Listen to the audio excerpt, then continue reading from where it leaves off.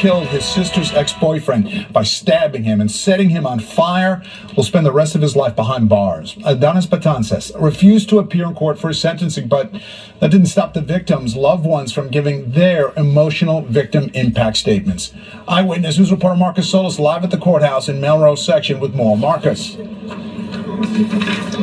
And David, the judge citing the level of depravity in this case, this was a particularly vicious murder. Had the victim not suffered burns to 90% of his body, the medical examiner determined he would have died from the stab wounds that perforated his lungs. And it's because of that that Adonis Betances was charged with and convicted of murder in the first degree.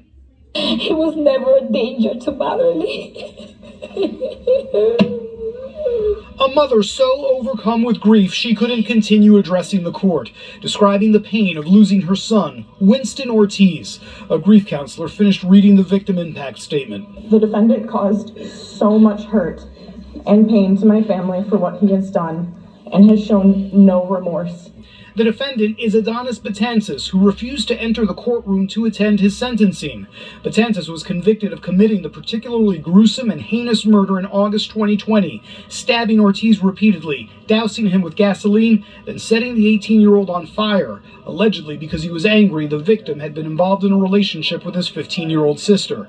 For his part, Ortiz was active in his church and had survived a brain aneurysm. Winston was an amazing person. Throughout his life, he had worked hard and he had dedicated his time for others as we have raised him. The trial was particularly gut-wrenching for the family, who watched police body cam footage where the dying teen identified his attacker and then prayed for forgiveness. The family imploring the judge to issue the maximum sentence of life without the possibility of parole. He does not want redemption, Your Honor. He wants to kill. If he is released from prison, he will do this again, but worse.